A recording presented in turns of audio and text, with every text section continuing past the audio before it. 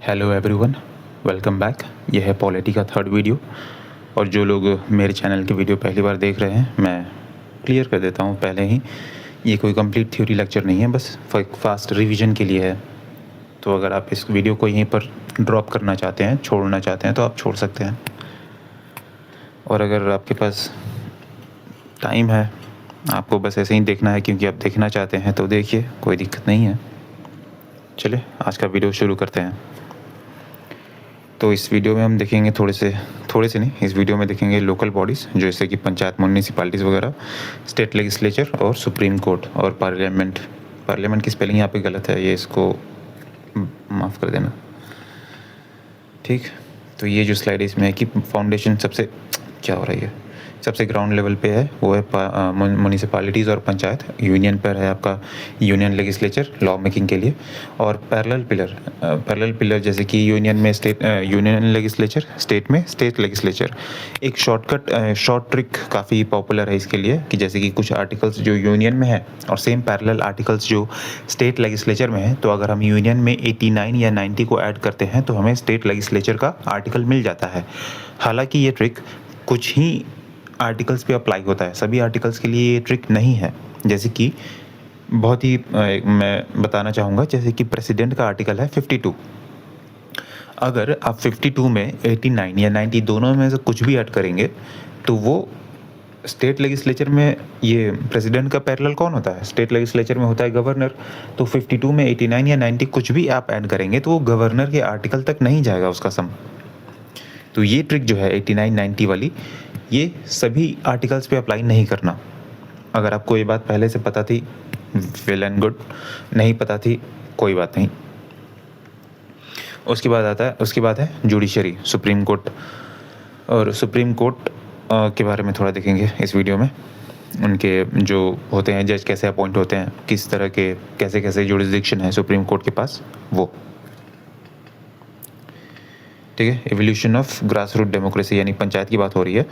पंचायत से रिलेटेड जो क्वेश्चन आते हैं वो ये होता है कि कौन सी कमेटी जो है वो पंचायती राज से शामिल नहीं है, मतलब रिलेटेड है। कौन सी कमेटी पंचायती राज से रिलेटेड है, या फिर वो कमेटी जो है वो कौन से साल में आई थी, या फिर उस कमेटी ने क्या रिकमेंडेशन दिए थे, तो ये सब याद रखना होता है।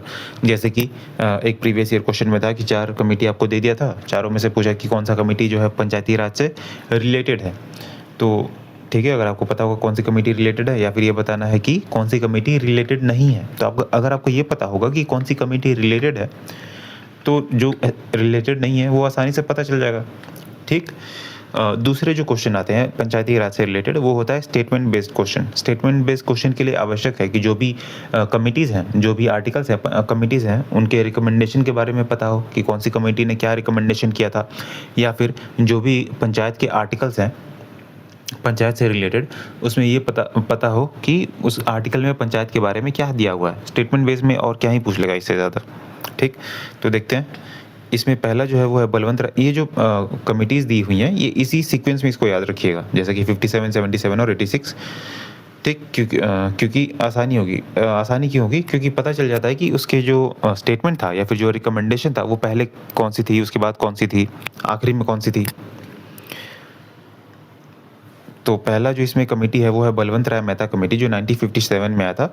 और बलवंत राय मेहता कमेटी ने रिकमेंड किया 3 टियर पंचायती राज सिस्टम। किसके द्वारा रिकमेंड किया गया था? बलवंत राय मेहता कमेटी द्वारा। उसके बाद 1959 में राजस्थान जो है वो पहला स्टेट बना जिसने पंचायती राज को स्टैब्लिश किया। Rajasthan was first state. कब? 1959 में। कौन सी डेट को? 2 अक्टूबर को। और ये तो था पहला स्टेट सभी को याद रहेगा ही। दूसरा स्टेट है आंध्र प्रदेश। सेकेंड स्टेट है आंध्र प्रदेश। उसने भी 1959 में ही पंचायती राज को स्टैब्लिश किया था, 11 अक्टूबर को। ठीक, फिर आता है आपका नहीं, पंचायत का। फिर आता है अशोक मेहता कमेटी। 1977 में आया था, और अशोक मेहता कमेटी ने 2 टियर सिस्टम के लिए रिकमेंड किया था। पहला क्या था, बलवंत राय मेहता कमेटी। कब था वो, कब था, 1957 में। हाँ, बलवंत राय मेहता कमेटी था 1957 में। और बलवंत राय मेहता कमेटी ने रिकमेंड किया था 3 टियर पंचायती राज सिस्टम। अशोक मेहता ने 1977 में, अशोक मेहता कमेटी ने 1977 में रिकमेंड किया 2 टायर पंचायती राज सिस्टम। फिर आता है 1986 में है LM Singhvi committee. LM Singhvi committee ने रिकमेंड किया कि जो लोकल बॉडीज़ हैं, पंचायत या फिर म्यूनिसिपैलिटीज़, इन पंचायत और म्यूनिसिपैलिटीज़, इन्हें कॉन्स्टिट्यूशनल रिकॉग्निशन मिले, संवैधानिक पहचान मिले। अब इसका क्या कारण हो सकता है वो मैं बता देता हूँ।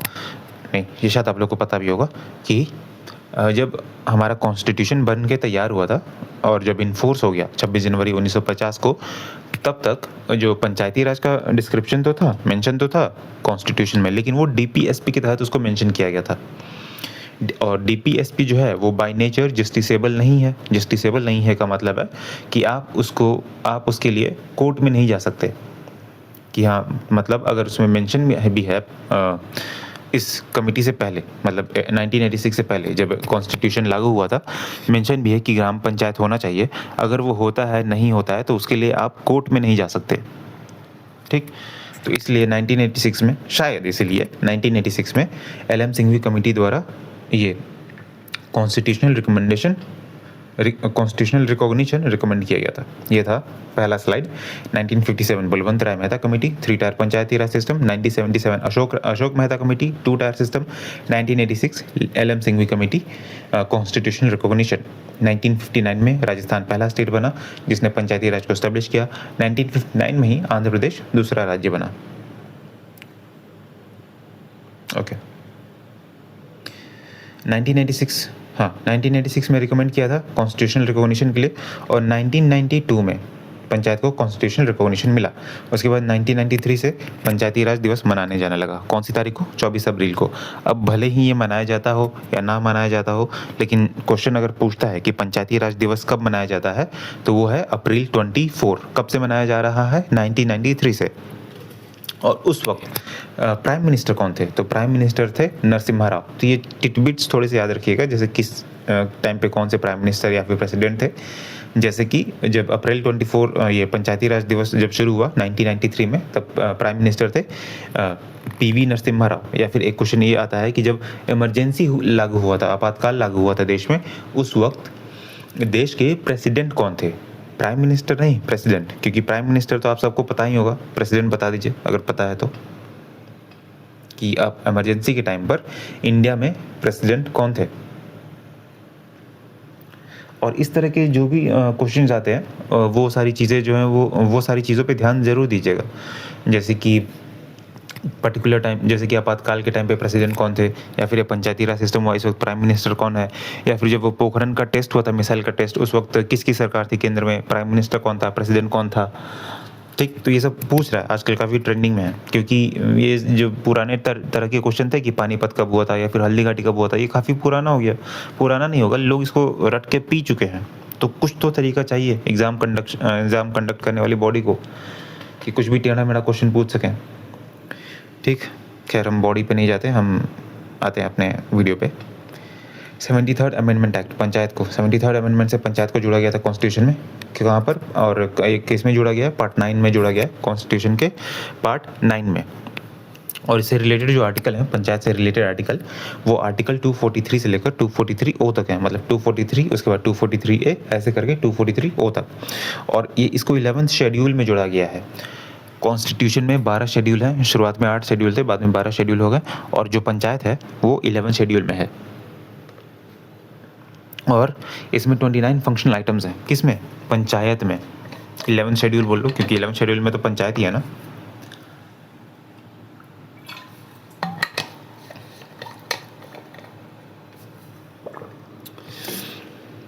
Sorry for the time gap, मैं पानी पीने लगा था। ओके, 74th अमेंडमेंट इसमें है। 74th अमेंडमेंट से जोड़ा गया था म्यूनिसिपैलिटी। पंचायत को जोड़ा गया था 73rd अमेंडमेंट से, म्यूनिसिपैलिटी को जोड़ा गया 74th अमेंडमेंट से।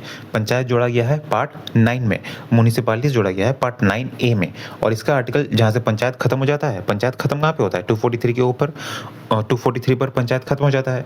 243P से म्यूनिसिपैलिटी शुरू होता है, 243P से लेकर 243ZG तक, मतलब अब इसको जी बोलना थोड़ा सा अजीब लगेगा, इसलिए मैंने जेड जी बोला है। अगर आप जेड को जी बोलते हैं तो ठीक है भाई, वेरी गुड।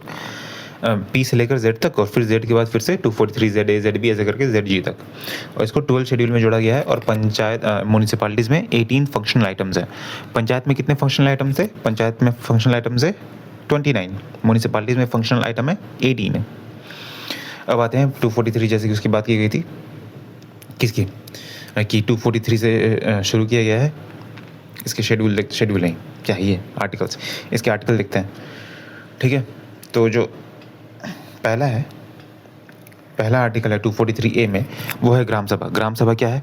ग्राम सभा किसी विलेज, जिस ग्राम की वो सभा है, जिस विलेज की सभा है, उस गांव के सभी पीपल जिनका नाम है मतदान सूची में, सारे के सारे उस असेंबली का हिस्सा हैं, ठीक है। ये आपका आर्टिकल 243 में है।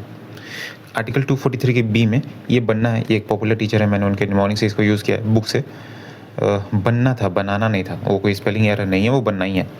तो इसमें कॉन्स्टिट्यूशन है, और आर्टिकल 243 बी जो है, आर्टिकल 243 ये मैंडेट करता है एस्टैब्लिशमेंट ऑफ 3 टायर सिस्टम। क्या मैंडेट करता है? Establishment of 3 tier system. Article 243 का सी, इसमें लिखा गया है कॉम्पोजिशन कि अब तो हो गया, ग्राम सभा के जो असेंबली थी वो भी हो गई, कॉन्स्टिट्यूशन भी हो गया कि 3 टायर सिस्टम था, और अब आता है कॉम्पोजिशन। कॉम्पोजिशन ये है कि जो इसके जो चेयरपर्सन होंगे या फिर इसके मेंबर होंगे, उन्हें कैसे सेलेक्ट किया जाएगा। तो जो चेयरपर्सन होते हैं उनको डायरेक्ट इलेक्शन से चूज़ किया जाता है। डायरेक्ट इलेक्शन मतलब मैं और आप जैसे लोग, जो लोग वोट करेंगे, वोटर्स, वो चुनेंगे मेंबर्स को, पंचायत के मेंबर्स को, सॉरी पंचायत नहीं यार,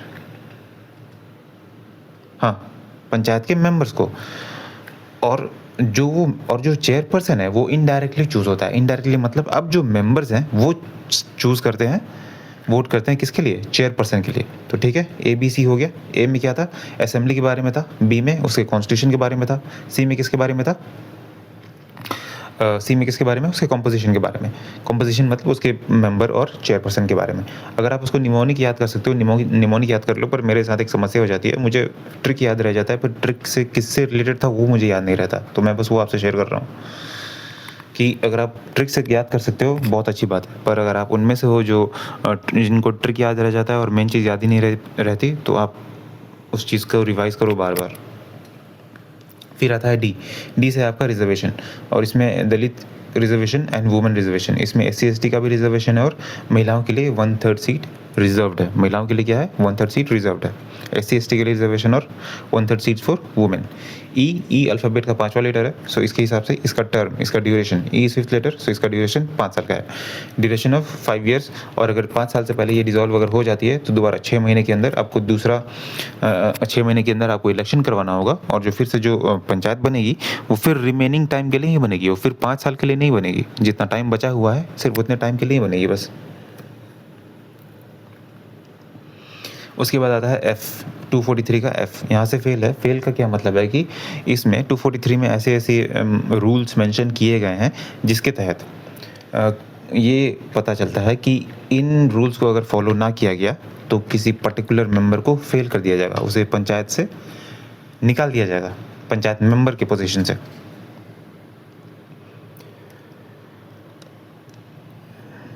हेलो नहीं, हाँ हेलो, ठीक है, सुन पा रहे हो? तो उसको क्या किया जाएगा? Fail disqualification. अगर आपने सर्टेन रूल्स फॉलो नहीं किए, सर्टेन गाइडलाइंस जो मैंडेटरी हैं, अगर आपने उसको फॉलो नहीं किए, then you will be debarred from the membership of panchayat. Membership of panchayat, गांव के लोग तो मेंबर है नहीं। मेंबर कौन है? जिन्हें गांव के लोगों ने चुना है। Catch, here is the catch. Lok Sabha में इलेक्शन के लिए आपको उम्र चाहिए 25 साल के लिए, लेकिन पंचायत में इलेक्शन के लिए आपको उम्र चाहिए 21 साल के लिए। यहाँ 25 साल का एज नहीं चाहिए, यहाँ पर चाहिए 21 साल का एज। आर्टिकल 243 के जी में है इसका पावर, अरे सॉरी, आर्टिकल 243 के जी में है इसका पावर किस बात का? पावर स्टेट लेजिस्लेचर पंचायत को पावर देती है, अथॉरिटी देती है, और जिम्मेदारियां भी देती हैं। ये जिम्मेदारियां आपको निभानी है और ये आपकी पावर है। कौन देता है पंचायत को? ये देता है हाँ, स्टेट लेजिस्लेचर। जिस स्टेट का वो पंचायत है वो स्टेट। दूसरा है हाउस टैग, H से याद रखो, H 243 H ये पावर भी स्टेट लेजिस्लेचर ही ग्राम सभा को देती है कि आप सर्टेन टैक्स कलेक्ट कर सकते हैं। 243H में है कि स्टेट लेजिस्लेचर जो है वो ऑथराइज़ करती है पंचायत को कि आप पर्टिकुलर टाइप ऑफ टैक्स या तो आप इम्पोज कर सकते हैं या फिर कलेक्ट कर सकते हैं, और आप मैनेज कर सकते हैं फाइनेंसेस, अपने फाइनेंसेस। ये था 243 के H में। फिर आता है 243I। अच्छा, इसको इस पर मत जाओ लाइन पर। 243I में बताता हूँ क्या है। 243I जो है, जो गवर्नर जो है वो इंट्रोड्यूस करते हैं state finance commission. State finance commission, तो ये पंचायत में क्यों लिखा है? ये सारे आर्टिकल तो पंचायत के हैं।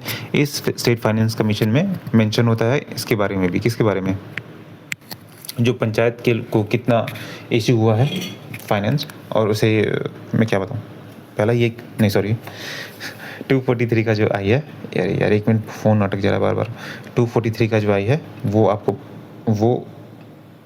वो इंश्योर करता है कि जो स्टेट लेजिस्लेचर है, गवर्नर स्टेट लेजिस्लेचर में स्टेट फाइनेंस कमीशन के सामने एक पेश करते हैं उसका फाइनेंस, क्या बोलूँ, बजट, जिसमें इस बारे में भी मेंशन होता है कि पंचायत को उस बजट में से कितना जाना है, ताकि पंचायत अपने जो काम धाम है उन्हें देख सके। हालांकि इससे पहले भी हम पढ़ चुके हैं कि जो 243 का एज था उसमें जो स्टेट गवर्नमेंट है वो पंचायत को ये अलाउ करती है कि वो कुछ टैक्स इम्पोज कर सकती है। फिर 243 के आई में ये भी है कि जो बजट इंक्लूज होता, बजट जो पेश किया जाता है, स्टेट बजट, स्टेट फाइनेंस, उसमें कुछ हिस्सा जो है वो पंचायत के लिए भी होता है। उसके बाद आता है आपका 243 का जे। 243 का जे जो है वो इसके ऑडिट से रिलेटेड है, फाइनेंशियल ऑडिट से रिलेटेड, ताकि एक पारदर्शिता बनी रहे कि आपको जो भी पैसे दिए, एक तो हमने आपको टैक्स कलेक्ट करने के लिए भी ऑथराइज़ किया, दूसरा आपके फाइनेंस में भी आपका हिस्सा रखा, तो ये पैसा जा कहाँ रहा है, फिर क्या कर रहे हो इस पैसे का। तो ये आपका 243 के जे में आता है ऑडिट। के में आता है इलेक्शन। स्टेट इलेक्शन कमीशन करवाती है पंचायत के इलेक्शन, और जो नेशनल लेवल के होते हैं इलेक्शंस, जैसे कि स्टेट यूनियन लेजिस्लेचर का इलेक्शन हो गया, वो कौन करवाता है? Election commission of India. ये हो गया के तक। उसके बाद आता है आपका आर्टिकल L और M। 243 का LM, 243 का जो L है उसमें है कि जो union of territory, UT of Delhi है, यूनियन टेरिटरी ऑफ दिल्ली, यहाँ पर पंचायत है ही नहीं। यहाँ पर पंचायत है ही नहीं, तो क्या बाकी यूनियन टेरिटरीज में भी नहीं है? बाकी यूनियन टेरिटरीज में पंचायत जो है वो लागू होगा, लेकिन प्रेसिडेंट ये ऑथराइज़ कर सकते हैं, प्रेसिडेंट के पास ये अथॉरिटी है कि वो ये आदेश दे सकें कि अगर इन पर्टिकुलर यूनियन टेरिटरीज़ में अगर पंचायत लागू होता है, पंचायत रूल इसी सेम रूल से लागू होती हैं, तो उसमें कुछ मॉडिफिकेशन किए जा सकते हैं। ठीक, ये आपका 243 का L था, 243 का L, ठीक है। और 243 के L में ये जैसे कि ये नागालैंड, मेघालय, मिज़ोरम, इनमें पूरी तरीके से पंचायती राज है ही नहीं, पूरे स्टेट में ही नहीं है। उसके बाद आता है ये 243M जो है, 243M में है कि मणिपुर के जो ट्राइबल एरियाज़ हैं, मणिपुर के ट्राइबल एरियाज़, वहाँ पर पंचायती राज नहीं है, वहाँ पर है डिस्ट्रिक्ट काउंसिल। क्या है वहाँ पर? District council. और 6 शेड्यूल एरियाज़ ऑफ आसाम जो है, 6 शेड्यूल में आसाम का नाम भी आता है, मणिपुर का नाम नहीं आता, इसलिए मैंने मणिपुर के बारे में पहले बताया और आसाम के बारे में बाद में बता रहा हूँ कि जो 6 शेड्यूल एरियाज़ है असम के, जो ट्राइबल एरियाज़ हैं, वहाँ पर पंचायती राज नहीं है। तो ये था आर्टिकल 243 L और M, ठीक है। इसके बाद आता है आपका पेसा एक्ट। पेसा एक्ट है क्या? पेसा एक्ट जो है वो 1996 में इस्टेब्लिश हुआ था, 1996 में आया था ये। पर ये है क्या? पेसा एक्ट जो है, जब शेड्यूल एरियाज़ में पंचायती राज को इस्टेब्लिश करने की बात आती है, शेड्यूल्ड एरियाज़ में, ट्राइब की बात तो हम कर चुके हैं। शेड्यूल्ड एरिया में जब पंचायती राज को इस्टेब्लिश करने की बात आती है, तो उसमें कुछ मेजर मॉडिफिकेशन किए जाते हैं। अगर आप लोगों को 5th शेड्यूल याद हो, एक सेकंड ना,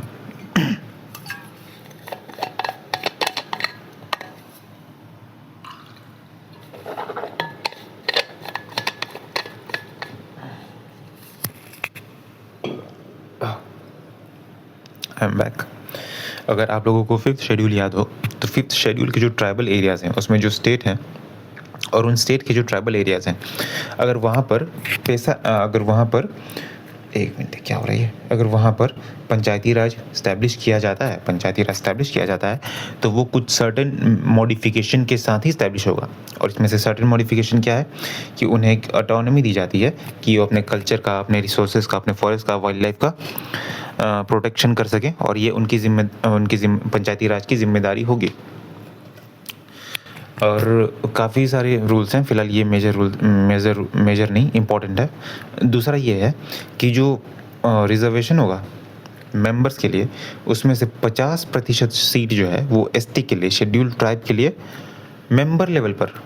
असेंबली का हिस्सा कौन होता है? उस एरिया में, उस जिस गाँव का ग्राम सभा है, जितने भी लोग उसमें हैं मतदान सूची में, मतलब मेरे और आपके जैसे लोग जो वोटर हैं, इतने भी ये रहे हैं, वो असेंबली का हिस्सा हैं। लेकिन मेंबर क्या होंगे? मेंबर फिर उनमें से डायरेक्ट इलेक्शन द्वारा चुने जाएँगे। तो जो मेंबर हैं, मेंबर होता है ग्राम सभा का, उसका 50% सीट जो है वो शेड्यूल्ड ट्राइब्स के लिए रिज़र्व है। 50% सीट जो है वो शेड्यूल्ड ट्राइब के लिए रिज़र्व है। जो चेयरपर्सन की सीट है ऐसे इलाकों में, वो पूरी तरीके से शेड्यूल्ड ट्राइब के लिए ही है। मतलब जो चेयरपर्सन होगा वो हमेशा हमेशा हमेशा शेड्यूल्ड ट्राइब का ही आदमी होगा। यहाँ पे 100% रिजर्वेशन लिखने से ना बात हम परसेंटेज में ही अटक जाते हैं। सीधे शब्दों में समझो कि परसेंटेज क्या था, सीधे शब्दों में समझो कि जो चेयरपर्सन होगा वो हमेशा एक शेड्यूल्ड ट्राइब का ही आदमी होगा, या फिर वो सिर्फ हमेशा शेड्यूल्ड ट्राइब से ही होगा। ऐसे एरियाज़ में, कैसे एरियाज़ में? जहाँ पर ये लागू होता है, पेसा एक्ट ऑफ 1996।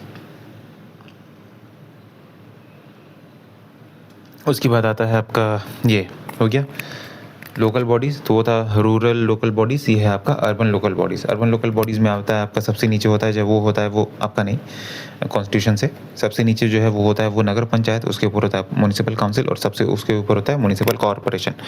नगर पंचायत जो है वो ऐसे इलाके जो अब कभी गाँव थे, लेकिन अब गाँव में थोड़ा-थोड़ा, या तो गाँव में थोड़ा-थोड़ा शहर जाने लगा है, या फिर शहर जो है वो थोड़ा-थोड़ा गाँव की तरफ आने लगा है। तो कुछ उस तरह के इलाके, थोड़ा-सा पोएटिक हो गया, मतलब ऐसे गाँव जो गाँव नहीं है। मतलब दिल्ली के आप काफ़ी सारे गाँव देखोगे, काफ़ी सारे गाँव हैं, कहने को गाँव है, लेकिन वो गाँव होते नहीं है कि हाँ ये गाँव, वो गाँव जैसा उसमें कुछ होता ही नहीं है यार। ऐसे काफ़ी सारे इलाके हैं। ओके, वहाँ पर होता है, वैसे इलाकों में होता है नगर पंचायत। अब मैं पर्टिकुलर किसी का नाम तो नहीं ले सकता पर्टिकुलर इलाके का। मैं दिल्ली में नहीं हूँ, मैं आपको एग्ज़ाम्पल दे रहा हूँ। मैं घूमने गया था एक बार, देखने गया था बस, शादी में। और शादी भी थी गाँव में, और गाँव में मतलब जितना उसने डेकोरेट किया था, वो पूरे मेरे गाँव में उतना पूरा गाँव डेकोरेट हो जाता है, जितना डेकोरेशन किया था उसमें। उसके बाद है आपका म्युनिसिपल काउंसिल। म्युनिसिपल काउंसिल होता है छोटे शहरी इलाकों में। कहाँ पर? छोटे शहरी इलाकों में। जैसे कि मैं बिहार से हूँ, तो सॉरी, क्या बकवास कर रहा हूँ मैं। मैं जहाँ जिस क्षेत्र से हूँ वहाँ पर म्युनिसिपल काउंसिल है। वहाँ पर क्या है? Municipal council. उसके बाद आता है म्युनिसिपल कॉर्पोरेशन, जो मेट्रो सिटीज़ में होता है। मेट्रो सिटीज़ या फिर बड़े-बड़े शहरों में होता है, वहाँ पर होता है म्युनिसिपल कॉर्पोरेशन। और म्युनिसिपल कॉर्पोरेशन जो है वो पहली बार मद्रास में एस्टैब्लिश हुआ था 1687 में। ठीक है, फिर से अब बोल दिया तो बोल ही देता हूँ कि मैं जहाँ से आता हूँ वहाँ पर म्युनिसिपल काउंसिल है, वहाँ पे म्युनिसिपल कॉर्पोरेशन नहीं है। चलो जी, कोई बात नहीं। अच्छा, इसके अलावा अर्बन लोकल बॉडीज़ जो हैं, ये नगर पंचायत, म्युनिसिपल कॉर्पोरेशन और म्युनिसिपल काउंसिल। इसके अलावा 8 और अर्बन लोकल बॉडीज़ होती हैं। अर्बन गवर्नमेंट नहीं, अर्बन लोकल बॉडीज़, जैसे कि ट्रस्ट हो गया, कैंटोनमेंट्स हो गया, पोर्ट एरिया हो गया। आपने कई बार सुना भी होगा, जैसे कि दिल्ली छावनी, मेरठ छावनी, है ना? यहाँ पे कंटेनमेंट बोर्ड काम करता है। यहाँ पर म्युनिसिपल काउंसिल या फिर म्युनिसिपल कॉर्पोरेशन यहाँ पे इंटरफेयर नहीं करते। उसके बाद आता है पार्ट 9 बी में, जैसे कि पार्ट 9 में था पंचायत, पार्ट 9 ए में है म्युनिसिपैलिटीज़, पार्ट 9 बी में है कोऑपरेटिव सोसाइटीज़। इसको 97th अमेंडमेंट एक्ट द्वारा 2011 में ऐड किया गया था, और इसका आर्टिकल है 243Z से लेकर 243ZT तक। हालांकि इससे कुछ खास क्वेश्चन पूछे नहीं जाते। तो ऊपर से हम आ गए, पंचायत देख लिया, म्युनिसिपैलिटीज़ देख ली, अब ये देख रहे हैं। अब मुझे पहले ये बताओ, बिना वीडियो को पीछे किए, कि जो था म्युनिसिपैलिटीज़ का आर्टिकल, वो कहाँ से कहाँ तक था, ये बताओ पहले। हो गया? ग्राउंड लेवल पे हो गया। अब आते हैं हम ये यूनियन लेवल पर। तो यूनियन लेवल पर होता है, यूनियन लेवल पर क्या होता है? मैं तोतला नहीं हुआ, ये बस ऐसे ही आवाज़ निकल रही है। यूनियन लेवल पर क्या होता है? यूनियन लेवल पर है पार्लियामेंट आर्टिकल 79 मैंडेट कहता है कि यूनियन एक पार्लियामेंट होना चाहिए यूनियन के लिए, और ये जो है पार्लियामेंट्री फॉर्म ऑफ गवर्नमेंट ये हमने यूके के पार्लियामेंट से अडॉप्ट किया अपने कॉन्स्टिट्यूशन में। यूके से, यूएसए नहीं, यूएसए में प्रेसिडेंशियल फॉर्म ऑफ गवर्नमेंट है। यूएसए में क्या है? Presidential form of government. वहाँ पे सिर्फ जो भी है राष्ट्रपति ही है। हमारे यहाँ जो राष्ट्रपति हैं वो first citizen of the country हैं, उसके बाद है prime minister and council of minister. तो आर्टिकल 79 मैंडेट करता है कि यूनियन का एक पार्लियामेंट होना चाहिए। This is article 79 mention. और यूनियन लेजिस्लेचर के 3 हिस्से हैं, 3 हिस्से नहीं हैं। यूनियन लेजिस्लेचर जो है वो इसमें 3 हिस्से इंक्लूडेड हैं, 3 चीज़ें इंक्लूडेड हैं। वो क्या है? लोकसभा, राज्यसभा और प्रेसिडेंट ऑफ इंडिया। जो प्रेसिडेंट ऑफ इंडिया है वो हालांकि किसी हाउस के मेंबर तो नहीं है, लोकसभा और राज्यसभा के मेंबर तो नहीं है, लेकिन कोई भी बिल जो लोकसभा में ओरिजिनेट होता है या फिर कोई भी बिल जो ओरिजिनेट होता है किसी भी हाउस में, जब तक उस पर प्रेसिडेंट की सहमति नहीं होगी, तब तक वो बिल लॉ नहीं बनेगा। ठीक। 2 चीज़ें जो आपको कंफ्यूज करने के लिए दी जा सकती हैं, फर्स्ट हाउस, सेकंड हाउस। कई बार होता है कि जो लोकसभा है, जो कई बार जो होता है, जो स्टेटमेंट बेस्ड क्वेश्चन होते हैं उसमें राज्यसभा को राज्यसभा ना लिखकर काउंसिल ऑफ स्टेट्स लिख देगा, या फिर सेकंड चैम्बर लिख देगा, या फिर अपर हाउस लिख देगा। तो कंफ्यूज मत होना कि यार लोकसभा होता है या राज्यसभा होता है, इसको रट डालो एकदम कि काउंसिल ऑफ स्टेट्स मतलब राज्यसभा, अपर हाउस मतलब राज्यसभा। अपर हाउस का तो मतलब पता है, अपर हाउस मतलब Rajya Sabha, second chamber is Rajya Sabha, Lok Sabha is first chamber, second chamber is Rajya Sabha. ठीक। राज्यसभा को और क्या बोला जाता है? राज्यसभा को और बोला जाता है काउंसिल ऑफ स्टेट्स। लोकसभा को बोला जाता है house of the people, first chamber और लोअर हाउस। प्रेसिडेंट हो गया। 79 आर्टिकल बता दिया। कहाँ से अडॉप्ट किया हमने पार्लियामेंट्री फॉर्म ऑफ गवर्नमेंट? ये हमने अडॉप्ट किया यूके से। ऑलराइट, ठीक, ओके। तो अब हम बात कर रहे हैं इसकी, किसकी? लोकसभा की और राज्यसभा की। तो पहला की लोकसभा में उसके प्रेजेंट मेंबर कितने हैं लोकसभा में? तो लोकसभा में टोटल जो स्ट्रेंथ है, मैक्सिमम स्ट्रेंथ जो है लोकसभा की वो है 550 स्ट्रेंथ है। लोग उसमें मौजूद नहीं है 550 की उसकी स्ट्रेंथ है। जो प्रेजेंट है वो है 543, और ये 543 सारे के सारे इलेक्टेड मेंबर्स हैं। They are all elected members, nominated कोई भी नहीं है उसमें। अभी स्ट्रेंथ, मैक्सिमम स्ट्रेंथ कितनी है? 550। प्रेजेंट स्ट्रेंथ कितनी है? 543। सबसे ज़्यादा कहाँ से है मेंबर? वो है यूपी से मैक्सिमम। उसके बाद इलेक्शन टाइप डायरेक्ट। ओके, यहाँ पे जो मेंबर हैं वो कैसे भेजे जाते हैं? एक तो डायरेक्ट इलेक्शन द्वारा, फर्स्ट पास द पोस्ट द्वारा। डायरेक्ट इलेक्शन मतलब हम वोट करके उन्हें भेजते हैं, जो हम जनता हैं, नागरिक, वो हम वोट करते हैं और हमारे वोट से वहाँ के मेंबर ऑफ पार्लियामेंट निकलते हैं। फर्स्ट पास द पोस्ट का मतलब होता है जिसकी संख्या ज़्यादा हो। फर्स्ट पास द पोस्ट का मतलब है जिसकी संख्या ज़्यादा हो। संख्या किस में? वोट्स में। जिसकी ज़्यादा वोट्स वो विनर, वो मेंबर।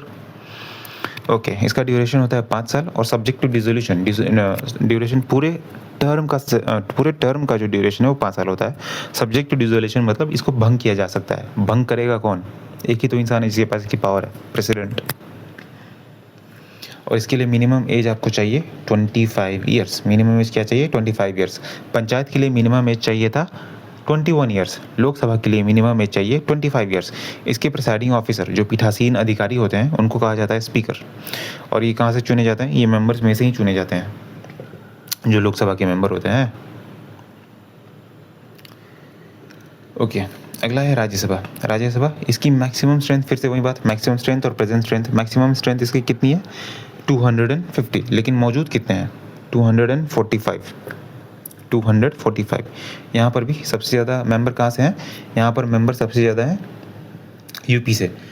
लोकसभा में भी सबसे ज़्यादा किससे थे? यूपी से। कितने? 80। राज्यसभा में सबसे ज़्यादा किससे हैं? यूपी से। कितने? 31। इलेक्शन टाइप मतलब यहाँ के जो मेंबर हैं वो कैसे पहुँचते हैं वहाँ पर? तो यहाँ के जो मेंबर हैं वो स्टेट असेंबली द्वारा पहुँचते हैं। स्टेट असेंबली द्वारा, जो हमने लेजिस्लेटिव असेंबली के जो मेंबर हैं, हमारे हर स्टेट में लेजिस्लेटिव असेंबली होती है ना, तो वहाँ के मेंबर वोट करते हैं और वहाँ से राज्यसभा के एमपी चुने जाते हैं। प्रोपोर्शनल रिप्रेजेंटेशन मतलब पॉपुलेशन के हिसाब से कि इतने पॉपुलेशन में एक मेंबर, इतने पॉपुलेशन पे 2 मेंबर।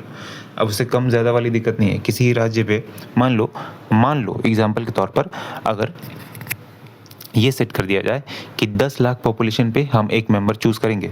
तो अगर किसी राज्य की, एग्ज़ाम्पल के तौर पर किसी राज्य की जनसंख्या है 12 लाख, किसी राज्य की जनसंख्या है 25 लाख, तो एक राज्य से जाएगा कितना? पहले वाले से 10 लाख, 12 लाख वाले से में से कितना जाएगा? 25 लाख वाले में से कितना जाएगा? 2। तो यहाँ पर ये ब्लेम गेम नहीं खेल सकते कि उस राज्य से 2 क्यों चुना, इस राज्य से 1 क्यों चुना। वो रूल है proportional representation. Single transferable vote, one time vote. Single transferable vote मतलब एक बार आपने वोट, अब एक ही मेंबर को आप, या तो मैक्सिमम वोट, किसको बोलें इसको? Single transfer. ये जो सिंगल ट्रांसफर, एक मिनट यार, मेरी ज़बान को क्या हो गया है? सिंगल ट्रांसफरेबल वोट, ये आपको कई बार ये टर्म पूछा जा चुका है स्टेटमेंट बेस्ड क्वेश्चन में। यहाँ पे सीधा देखो, यहाँ पे क्या दिया गया था, यहाँ पे क्या है? First pass the post. इस टर्म को ही पूरा याद कर लो, फर्स्ट पास द पोस्ट मतलब जिसकी संख्या ज़्यादा हो। और यहाँ पर है सिंगल ट्रांसफरेबल वोट, तो प्रोपोर्शनल रिप्रेजेंटेशन याद रह जाएगा। लेकिन इस चीज़ को भी याद रखना कि जब राज्यसभा का इलेक्शन होता है तो वहाँ पर टर्म यूज होता है, जो तरीका यूज होता है इलेक्शन का, वो है सिंगल ट्रांसफरेबल वोट का। इसकी ड्यूरेशन जो है, ये एक परमानेंट हाउस है, this is a permanent house. Permanent house मतलब इसको डिसॉल्व नहीं किया जा सकता। और 6 ईयर का टर्म होता है। हाउस का 6 ईयर का टर्म नहीं होता, मतलब एक बार आप चुन लिए गए फिर आप 6 साल तक आप ही बैठे रहेंगे, वैसा नहीं हुआ। तो ऐसे तो सारे राज्यसभा के मेंबर जो हैं वो अमर हो जाएंगे यार। तो 6 ईयर का टर्म होता है मेंबर के लिए, राज्यसभा के लिए नहीं। और हर 2 साल पर 1/3 मेंबर जो है वो रिटायर होते रहते हैं। इसके लिए राज्यसभा के लिए जो मिनिमम एज आपको चाहिए वो चाहिए 30 ईयर्स। लोकसभा के लिए चाहिए था 25 ईयर्स, पंचायत के लिए चाहिए था 21 ईयर्स और राज्यसभा के लिए चाहिए 30 ईयर्स। और इसका जो प्रिसाइडिंग ऑफिसर होते हैं, जो पीठासीन अधिकारी होते हैं, वो होते हैं vice president. Ex officio, ex officio का मतलब होता है कि अगर कोई व्यक्ति वाइस प्रेसिडेंट है तो वो राज्यसभा का चेयरपर्सन होगा या फिर होंगी। इसके लिए अलग से इलेक्शन नहीं होगा। जैसे कि होता क्या था, लोकसभा में जो मेंबर होते थे लोकसभा के, वहीं अपना चुनते थे चेयरपर्सन, स्पीकर चेयरपर्सन ही स्पीकर, टर्म अलग है। लोकसभा में जो टर्म यूज़ होगा वो होगा स्पीकर, राज्यसभा में जो टर्म यूज़ होगा वो होगा चेयरमैन। और राज्यसभा में यहाँ पे मेंबर्स में से नहीं चुना जाएगा, जो वाइस प्रेसिडेंट है देश के वहीं राज्यसभा के चेयरपर्सन होंगे, एक्स ऑफिशियो। इस टर्म को याद कर लो, एक्स ऑफिशियो। एक्स ऑफिशियो मतलब अगर वो वाइस प्रेसिडेंट है तो वहीं राज्यसभा के चेयरपर्सन है। ओके। आर्टिकल 85 इसमें आपके दिया सेशन के बारे में। सेशन कितने तरह के होते हैं? सेशन होते हैं 3 तरह के। कौन कौन से? बजट सेशन, मॉनसून सेशन और विंटर सेशन। तो इसका इससे क्या लेना देना है? इसका इससे ये लेना देना है कि जो आर्टिकल सेशन के तहत तो प्रेसिडेंट जो है वो समन कर सकते हैं किसी भी हाउस को कहीं पर भी। अब बुलाने के लिए तो वो लोग सभा में ही बुलाएंगे, मतलब वो लिखा हुआ है कि वो सर के पास अथॉरिटी है कि वो कहीं पर भी समन कर सकते हैं, किसी भी टाइम समन कर सकते हैं, बुला सकते हैं, आइदर ऑफ द हाउसेस या फिर बोथ द हाउसेस। दूसरा जो इसमें टर्म यूज़ हुआ है वो है प्रोरोग। प्रोरोग, ये जो पावर्स हैं, समन, प्रोरोग, डिसॉल्व, ये सारी की सारी प्रेसिडेंट की पावर हैं। समन तो मैंने बता दिया। प्रोरोग होता है किसी भी सेशन को रोकना, किसी भी सेशन को टर्मिनेट करना। सेशन टर्मिनेट करने से पूरा का पूरा लोकसभा जो है वो सत्र टर्मिनेट नहीं हो जाएगा, सॉरी, सेशन को टर्मिनेट किया। आइदर हाउस में जो सेशन चल रहा है, मैं क्या बोल रहा था, सेशन को टर्मिनेट किया। प्रोरोग मतलब, प्रोरोग का मतलब पूछता है, याद रखना, प्रोरोग का मतलब पूछता है termination of session, either house, किसी भी हाउस में, या तो लोकसभा में या तो राज्यसभा में, सेशन को टर्मिनेट कर दिया, ये होता है प्रोरोग करना। डिसॉल्व करना का मतलब होता है कि उसको भंग कर दिया पूरी तरीके से। भंग करने का अब मतलब ये हो गया कि अब फिर से इलेक्शन होंगे, ये होता है डिसॉल्व। ये डिफरेंस है। प्रोरोग मतलब सेशन को टर्मिनेट करना। क्या होता है प्रोरोग मतलब? प्रोरोग होता है सेशन को टर्मिनेट करना, एंड कर देना एक तरीके से। और एक और शब्द आता है, इसमें दिया है कि नहीं दिया वो देख लेते हैं। नहीं, इसमें नहीं दिया यार, दिया नहीं, मैंने शायद मेंशन ही नहीं किया, वो तो कहाँ से देगा। ठीक है, एक होता है प्रोरोग। प्रोरोग मतलब सेशन को टर्मिनेट कर देना, खत्म कर देना सेशन को। डिसॉल्व मैंने आपको बता दिया, भंग कर देना। और एक शब्द होता है एडजर्नमेंट। एडजर्नमेंट, सेशन को थोड़ी देर के लिए ख़त्म कर देना। अब वो थोड़ी देर, कितना थोड़ी देर होता है वो नहीं पता, लेकिन वो सेशन दोबारा होगा ज़रूर, मतलब पूरी तरीके से उसको बंद नहीं कर दिया है। ये यहाँ पे एक डिफरेंस आ जाता है प्रोरोग में और एडजॉर्नमेंट में। एडजॉर्नमेंट में थोड़ी देर के लिए सेशन को ख़त्म किया है, प्रोरोग किया सेशन को पूरी तरीके से ही ख़त्म कर दिया, दी एंड कर दिया उसे। डिज़ोल्व मतलब जो चुन के आई थी पार्टी 5 साल के लिए, उसको पूरी तरीके से ही ख़त्म कर दिया। ये था डिज़ोल्व। ओके, किसी भी 2 सेशन के बीच में जो मैक्सिमम टाइम लिमिट है वो 6 मंथ का है। कमाल है ना। किसी भी 2 सेशन के बीच में जो मैक्सिमम टाइम लिमिट है वो 6 मंथ का है। 6 महीने का गैप होता है सेशन के बीच में। अभी मैंने बताया आपको 3 तरह के सेशन होते हैं। कौन कौन से सेशन? बजट सेशन, जो कि कब होता है? बजट सेशन, मॉनसून सेशन और विंटर सेशन। बजट सेशन जो है वो फरवरी से लेकर अप्रैल तक होता है। बजट सेशन फरवरी से लेकर अप्रैल तक होता है। मॉनसून सेशन जुलाई से अगस्त तक, मतलब अगर आप चल रहा होगा या फिर ख़त्म हो गया होगा, अगस्त ही चल रहा है अभी तो, मतलब जब मैं वीडियो अपलोड कर रहा हूँ तो ये अगस्त ही चल रहा है, जब रिकॉर्ड कर रहा हूँ, या तो चल रहा होगा या फिर ख़त्म हो गया होगा यार, क्योंकि आज वेडनेसडे है, 2-3 दिन बाद फ्राइडे रक्षाबंधन की छुट्टी, फिर सैटरडे संडे तो वैसे ही छुट्टी, और फिर सितंबर शुरू, मतलब कि बजट सेशन मॉनसून सेशन भी ख़त्म। ठीक, पहले क्या बताया था मैंने? खैर छोड़ो, उनकी छुट्टियों की बात छोड़ो। बजट सेशन कब से कब तक? फरवरी से अप्रैल तक। मॉनसून सेशन जुलाई अगस्त। विंटर सेशन दिसंबर। और लोकसभा में होती है आपकी डेली मीटिंग में पहला 1 घंटा जो होता है वो आपका जो है वो क्वेश्चन आवर के लिए होता है। उसके अगला 1 घंटा जो होता है वो 0 आवर के लिए होता है। हाँ, यहाँ पे एक कैच है। कैच क्या है? 0 आवर एक प्रोवर्ब भी है इंग्लिश में। तो अगर आपको बताना है कि 0 आवर का मतलब क्या होता है, जब रिवाइज़ करना ही है तो सब कुछ रिवाइज़ कर लेते हैं। 0 आवर का मतलब क्या होता है? और एक और टर्म होता है प्रोवर्ब में, 11th आवर। ठीक है, 0 आवर और 11th आवर। 0 आवर का क्या मतलब है और 11th आवर का क्या मतलब है? ठीक है, वो था सेशन के बारे में। किसमें था? आर्टिकल 85 में। यह है कोरम और वोटिंग, ये आपका आता है आर्टिकल 100 में। कोरम क्या है कि अगर आपको सेशन चलाना है तो आपको मिनिमम पॉपुलेशन तो रखनी ही पड़ेगी, मिनिमम मेंबरशिप तो आपको रखनी ही पड़ेगी। और ये मिनिमम मेंबरशिप है कितनी? 1/10 ऑफ द टोटल स्ट्रेंथ, मतलब 545 मेंबर है, 1/10 उसका कितना किया? 55 मेंबर्स। अब ये मत बोलना कि नहीं भाई 545 का 10% जो है वो 54.5 होता है। 54.5 डेफिनेटली होता है, लेकिन आधा मेंबर कहाँ से लाओगे? इसलिए 55 मेंबर एटलीस्ट, उससे ज़्यादा हो तो अच्छा है, कम नहीं होने चाहिए। मैं कोई स्पेसिफिक नंबर पे नहीं जा रहा था, मैंने कहा एटलीस्ट 55, 110, इसको याद रखना, कोरम जो है वो 110 है।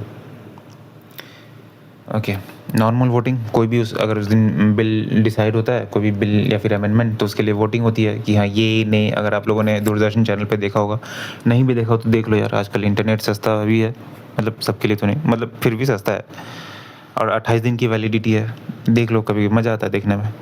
तो होता क्या है कि जब भी शुरू होता है सेशन लोकसभा का, तो ये नहीं करना पड़ता है किसी बिल को लेकर, किसी अमेंडमेंट को लेकर। वो होता है नॉर्मल वोटिंग, फर्स्ट इंस्टेंस। पहले वोटिंग होती है कि बिल को शुरू करें, बिल को शुरू ना करें। उसके लिए वोटिंग होती है कि बताइए कितने लोग इसके पक्ष में, कितने लोग इसके पक्ष में नहीं हैं। तो जो लोग पक्ष में होते हैं वो ये बोलते हैं, यस भी नहीं बोलते, क्या बोलते हैं? ये। जो पक्ष में नहीं बोलते वो क्या बोलते हैं? ने। हालांकि इन शब्दों के कुछ सिग्निफिकेंस हो गए, मुझे नहीं पता, पर बोलते तो ऐसे ही। खैर वो हमारा मैटर नहीं है। हमारा मैटर क्या है कि पहला कि आर्टिकल 100 में है कोरम, जो कि 1/10 होता है स्ट्रेंथ का। पहले होती है वोटिंग, बिल को किसी बिल को लेकर, या फिर किसी अमेंडमेंट बिल को लेकर, या मनी बिल को लेकर, या फिर किसी भी ऑर्डिनरी बिल को लेकर। दूसरा है कि जो प्रिसाइडिंग ऑफिसर हैं वो वोट कास्ट नहीं कर सकते, तब तक नहीं कर सकते जब तक कि टाई ना हो जाए। अगर टाई हो जाती है तो वो अपना वोट रख सकते हैं, अदरवाइज नो। अगला है आपका डिस्क्वालिफिकेशन। डिस्क्वालिफिकेशन जो है वो आपका आर्टिकल, आपका नहीं, अगला है डिस्क्वालिफिकेशन, जो आर्टिकल 102 में आता है। और डिस्क्वालिफिकेशन किस बेसिस पे किया जा सकता है? Holding an office of profit, कौन से आर्टिकल में था ये? आर्टिकल 102 मेंशन करी दूँ यार, 102। और डिस्क्वालिफिकेशन किस आधार पर होता है? पहला आधार पर होता है कि holding an office of profit. Office of profit से मतलब ये हुआ कि आप मेंबर ऑफ पार्लियामेंट भी हैं। अगर आप मेंबर ऑफ पार्लियामेंट भी हैं तो आप किसी और जगह पे आपकी सदस्यता नहीं होनी चाहिए, चाहे वो दूसरे हाउस में हो या फिर किसी स्टेट गवर्नमेंट में हो, ऐसा नहीं होना चाहिए। अगर ऐसा हुआ तो आपको डिस्क्वालीफाई कर दिया जाएगा। दूसरा है अनसाउंड माइंड और फॉरेन सिटीजनशिप। अब कोई दिमागी स्तर से ही ठीक नहीं है तो उसको लोकसभा में बैठा के कोई मतलब तो है नहीं। ठीक, ये समझ गए। और फॉरेन सिटीजनशिप भी क्यों? इंडिया का सिटीजनशिप जो है उसका एक रूल है कि अगर आप किसी दूसरे देश की सदस्यता लेते हैं, सदस्यता नहीं, अगर आप किसी दूसरे देश की नागरिकता लेते हैं तो भारत की नागरिकता स्वतः समाप्त कर दी जाएगी या फिर समाप्त हो जाएगी। तो अगर आप फॉरेन सिटीजनशिप है तो इस बेसिस पे आपको डिस्क्वालीफाई कर दिया जाएगा। उसका है वॉयलेटिंग द 10th शेड्यूल, दल बदलू। 10th शेड्यूल पता है क्या ना? Anti defection law. होता क्या है कि अगर आप चुन लिए गए किसी पार्टी में और चुनने के बाद आपने अपनी पार्टी बदल ली, तो अगर आपने ऐसा किया तो फिर आपको इस बेसिस पर भी डिस्क्वालीफाई हो कर दिया जाएगा। हालाँकि आप में से काफ़ी सारे लोगों के मन में ये क्वेश्चन आता होगा कि बहुत से लोग हैं कि ऐसा करते हैं। हाँ, करते हैं, पर उसके अपने कुछ टर्म्स एंड कंडीशंस हैं। फिलहाल इसको याद रखो एग्ज़ाम पर्पज़ के व्यू से कि डिस्क्वालिफिकेशन जो है वो डिफेक्शन एंटी डिफेक्शन लॉ है। इस आधार पर भी मेंबर्स ऑफ पार्लियामेंट को डिस्क्वालीफाई किया जाता है। करते हैं या नहीं करते हैं वो बात का क्वेश्चन है। Penalty for sitting unqualified. अगर आप अनक्वालिफाइड का मतलब क्या हुआ? अनक्वालिफाइड का मतलब ये हुआ कि अगर आप मेंबर ऑफ पार्लियामेंट नहीं हैं और आप उसके बावजूद बैठे हुए हैं तो आप पर फाइन लगेगा, 5,000 रुपये जुर्माना। 5,000 नहीं, 500 रुपये पर डे। मतलब इससे ज़्यादा तुम्हें नहीं लगता कि ट्रैफिक पुलिस हमसे जुर्माना ले लेती अगर कुछ गलत होता तो? अब अनक्वालिफाइड मतलब अगर आप मेंबर ऑफ पार्लियामेंट नहीं है। मेंबर ऑफ पार्लियामेंट अगर आप, जैसे कि होते हैं ना कुछ लोग सिर्फ मिनिस्टर्स होते हैं, they are not member of parliament. तो अगर आपके मन में तो ये भी सवाल आ रहा होगा कि भाई ये जो है होम मिनिस्टर, फाइनेंस मिनिस्टर, ये सब भी तो मिनिस्टर ही तो हैं, but they are member of parliament. कुछ ministers they are not member of parliament, they are just ministers. तो अगर ऐसे लोग जो मेंबर ऑफ पार्लियामेंट में नहीं है फिर भी पार्लियामेंट में बैठते हैं तो उन्हें डिस्क्वालीफाई कर दिया जाएगा और फाइन भी लगाया जाएगा।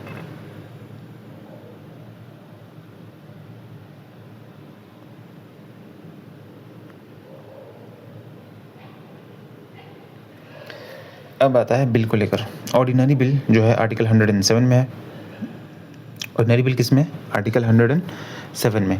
ऑर्डिनरी बिल क्या होता है? वो किसी भी हाउस में ओरिजिनेट किया जा सकता है, किसी भी हाउस में उसको इंट्रोड्यूस किया जा सकता है। किसी भी हाउस में मतलब किसी भी हाउस में मतलब राज्यसभा लोकसभा दोनों में से किसी भी हाउस में, और दोनों में से किसी भी हाउस में। और उसके बाद जब वो दोनों हाउस से पास हो जाता है तो ठीक है, उसे प्रेसिडेंट का एसेंट मिल जाएगा।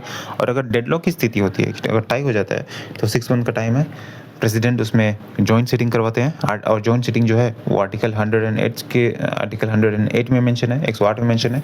जॉइंट सिटिंग के बाद अगर वो पास होता है तो आर्टिकल उसे या तो उसको स्वीकृति दे देते हैं, एसेंट दे देते हैं, या फिर उस पर अपना पावर यूज़ करते हैं।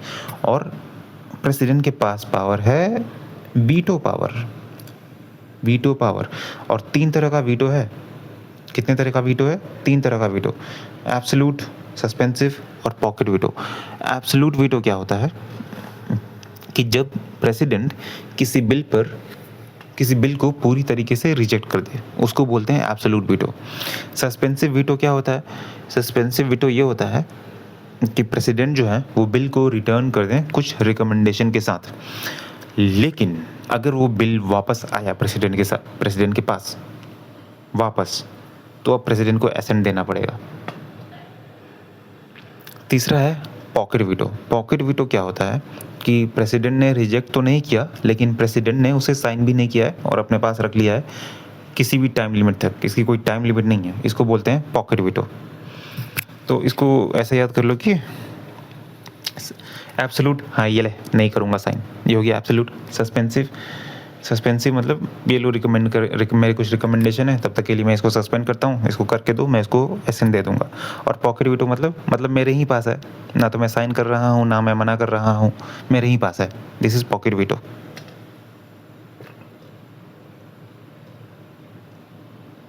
उसके बाद आता है आपका मनी बिल, जो कि आपका नहीं यार, ये मुझे आपका बोलने की आदत बार बार। मनी बिल जो कि आर्टिकल 109 और 110 में है। आर्टिकल 109 में उसके प्रोसीडर के बारे में लिखा हुआ है कि कैसे कैसे वो प्रोसीड करता है, और 110 में लिखा हुआ है उसका डेफिनेशन। ठीक है, तो कंफ्यूज मत होना कि यार 109 में, ये स्लैश का मतलब ये नहीं कि 109 110 दोनों में है। 109 में है उसका प्रोसीडर और 110 में है उसका डेफिनेशन।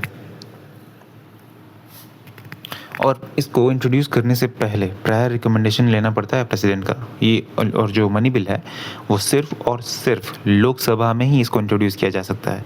इंट्रोड्यूस करने से पहले प्रेसिडेंट का रिकमेंडेशन लेना पड़ता है, उसके बाद सिर्फ लोकसभा में इंट्रोड्यूस होता है, जैसा कि मैंने अभी बताया। और फिर ये पास होता है राज्यसभा में। राज्यसभा के पास सिर्फ 14 डेज़ हैं, 14 दिन का टाइम है। 14 दिन के टाइम में अगर इनको कुछ रिकमेंडेशन करना है तो रिकमेंड करके लोकसभा में लौटा दें। लोकसभा इसको एक्सेप्ट कर भी सकती है, इसको एक्सेप्ट नहीं भी कर सकती है, और इसको फिर से कहाँ दे देगी? राज्यसभा में। और राज्यसभा के पास आया तो अब ये राज्यसभा को इसको आगे बढ़ाना होगा प्रेसिडेंट के पास, और प्रेसिडेंट इस पर अपना सस्पेंसिव वीटो यूज़ नहीं कर सकते। क्या नहीं कर सकते? प्रेसिडेंट इस पर सस्पेंसिव वीटो यूज़ नहीं कर सकते। क्यों? क्योंकि इसको इंट्रोड्यूस करने से पहले प्रेसिडेंट से रिकमेंडेशन ली गई थी, उसके बाद इसको इंट्रोड्यूस किया गया है।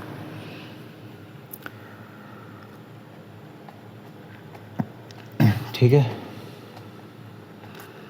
तो और देखा जाए तो इसको सिर्फ सस्पेंसिव ही क्यों? शायद प्रेसिडेंट इस पे शायद कोई सा भी वीटो यूज़ नहीं कर सकते, ना एब्सोल्यूट ना पॉकेट तो कर ही नहीं सकते। क्यों? सस्पेंसिव लिखा हुआ इसमें, सस्पेंसिव नहीं यूज़ कर सकते, पॉकेट तो बिल्कुल नहीं कर सकते ना। क्यों? क्योंकि आपसे रिकमेंड कर लिया गया था। दीजिए इसको एसेंट, सहमति दीजिए अपनी।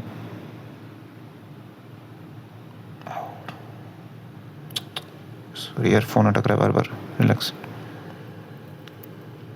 उसके बाद आता है आर्टिकल 112। आर्टिकल 112 में आता है बजट। बजट जो शब्द है वो संविधान में कहीं पर भी मेंशन है ही नहीं। इसको कहा जाता है annual financial statement. Placed by president order से ये प्लेस किया जाता है इसको। ओके, ये जो है vote for demand for grants, ये सिर्फ लोकसभा में होता है। ये इस 112 का हिस्सा है। आर्टिकल नंबर 112 के अंडर आता है ये, कि जो डिमांड फॉर ग्रांट्स है, ग्रांट्स के लिए डिमांड जो है, क्या हो रहा है, डिमांड के लिए जो ग्रांट्स हैं उसके लिए वोटिंग सिर्फ लोकसभा में ही होगी। क्यों? शायद इसलिए क्योंकि मनी बिल सिर्फ लोकसभा में ओरिजिनेट किया जाता है, और जो डिमांड फॉर ग्रांट्स है वो कहीं ना कहीं मनी बिल से रिलेटेड है, तो शायद इसलिए, शायद। उसके बाद है कंसोलिडेटेड फंड ऑफ इंडिया, और इसी में आता है इसमें नहीं, एक पॉइंट है, देख लो क्योंकि ये तो आर्टिकल नंबर 112 देख रहे थे ना, ये आर्टिकल 112 थोड़ी ना। कंसोलिडेटेड फंड ऑफ इंडिया, और क्या हो गया? कंसोलिडेटेड फंड ऑफ इंडिया और contingency fund of India. Consolidated fund of India क्या होता है? ये आर्टिकल 266 में है। गवर्नमेंट को जो भी रेवेन्यू गवर्नमेंट रिसीव करती है कहीं से भी, वो सारा का सारा जो अमाउंट है वो कंसोलिडेटेड फंड ऑफ इंडिया में जमा होता है। Article 266 consolidated fund of India में। और कंसोलिडेटेड फंड ऑफ इंडिया से ही प्रेसिडेंट हो गए, या फिर सुप्रीम कोर्ट के जज हो गए, या फिर क्या हो गया, इनकी सैलरी इसी से दी जाती है, इसी फंड से दी जाती है। हाँ, जो प्राइम मिनिस्टर हो गए, काउंसिल ऑफ मिनिस्टर हो गए, इनकी सैलरी कहाँ से दी जाती है? इनकी सैलरी यहीं से दी जाती है, कंसोलिडेटेड फंड ऑफ इंडिया से। और दूसरा आता है आर्टिकल 267 में contingency form of India, fund of India, contingency fund, India तो नहीं लिखा इसमें, तो सिर्फ कंटिजेंसी फंड रहने देते हैं, कंटिजेंसी फंड। और ये है आर्टिकल 267 में। आर्टिकल 267 में कंटिजेंसी फंड में होता क्या है कि इसमें एक फिक्स अमाउंट रखी जाती है, ताकि किसी अगर कोई आपातकाल जैसी कोई स्थिति आ जाती, इमरजेंसी से सीधा मतलब 1971 नहीं, वो पुराना वाला इमरजेंसी मत ऐड कर लेना। इमरजेंसी मतलब किसी भी तरह की कोई आपातकाल स्थिति, जैसे कि अभी हाल फिलहाल में क्या आया था, कोरोना आया था, है ना। इसी तरह की नहीं, मतलब अगर कोई भी आपातकाल स्थिति आ जाती है तो ऐसी आपातकाल स्थिति में जो इस फंड से, कंटिजेंसी फंड से पैसे यूज़ किए जाते हैं। और कंटिजेंसी पर एक बार ऐसा नहीं भाई कि निकाल लिया फिर उसके बाद बच गया, आपको फिर से वो सारा पैसा इसमें लौटाना भी होता है। आपने जितना पैसा निकाला फिर आपको सारा पैसा इसमें लौटाना होता है। ठीक है, कंटिजेंसी फंड में होता क्या है, उसमें हर वक्त एक फिक्स अमाउंट रहता है कंटिजेंसी फंड में, हर वक्त, every time. Okay, standing financial committees, इसमें जो आपको याद रखना है वो ये है कि कोई प्रीवियस ईयर PYQs में कुछ कमेटी के नाम दे देता है और पूछता है कि इस कमेटी में इस हाउस से कितने मेंबर थे, या फिर उस हाउस से कितने मेंबर थे, ये पूछा जाता है। जैसे कि पब्लिक अकाउंट कमेटी, इसको डायरेक्ट याद ही कर लो। पब्लिक अकाउंट कमेटी इसमें 22 मेंबर होते हैं, जिसमें 15 लोकसभा मेंबर हैं और 7 राज्यसभा मेंबर है। पब्लिक अंडरटेकिंग्स, जिसमें 22 मेंबर है, 15 लोकसभा और 7 राज्यसभा, दोनों में सेम है ना। इसके बाद आता है एस्टिमेट कमेटी। ये आजकल थोड़ा फेवरेट क्वेश्चन बना हुआ है सभी का। एस्टिमेट कमेटी कितने मेंबर होते हैं? 30 मेंबर होते हैं, और सारे के सारे जो मेंबर हैं वो सारे के सारे मेंबर्स लोकसभा के होते हैं, इसमें राज्यसभा का मेंबर नहीं होता। हाँ, अब आ गया ना फिर से, no minister can be the member of this committees, क्योंकि no minister can be the member of this committees, why? Because all committees come under the parliament, ये सारी की सारी पार्लियामेंट्री कमिटीज़ हैं। और जब आप मिनिस्टर हैं मतलब आप मेंबर ऑफ पार्लियामेंट नहीं है। अगर आप मेंबर ऑफ पार्लियामेंट नहीं है तो आप कमिटी का हिस्सा भी नहीं बनेंगे। तो इसको याद कर लो स्टेटमेंट बेस्ड क्वेश्चन में अगर ऐसा कुछ पूछता है तो। आ गया आपका 89-90 वाला रूल, ये देख लो इसको, और इसको दिमाग में बैठा लो अच्छे से कि जब भी अगर यूनियन का कोई आर्टिकल है और वो आर्टिकल नंबर 72 से लेकर 111 तक है तो उसमें हम 89 का एडिशन करेंगे तो हमें सेम चीज़ मिल जाएगी, पैरेलल चीज़ मिल जाएगी स्टेट आर्टिकल में। और अगर 112 से लेकर 123 तक है उसमें 90 ऐड करेंगे तो हमें स्टेट आर्टिकल मिल जाएगा। ठीक, 72 से लेकर 111 उसमें 89 ऐड करेंगे, 112 से लेकर 123 उसमें 90 ऐड करेंगे।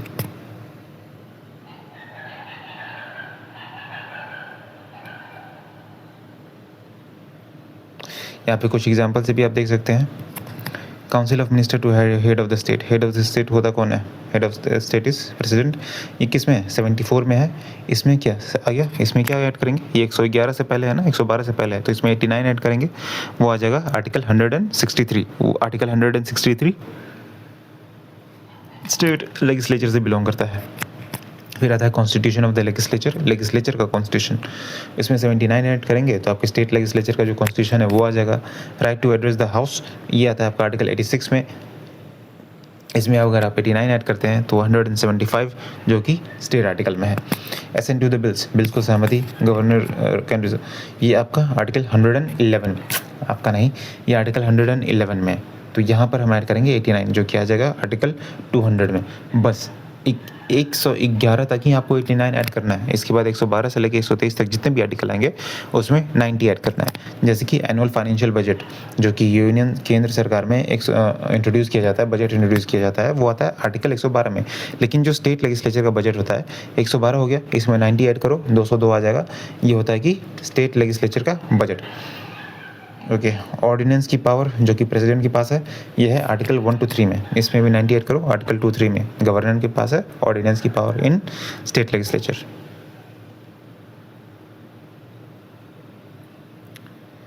कुछ राज्य जो कि जिनमें लेजिस्लेटिव काउंसिल है जो कि बाई कैमरल है, तो इसको याद कर लो। अगर ट्रिक से याद करते हो बहुत अच्छी बात है, याद रह जाता है तो।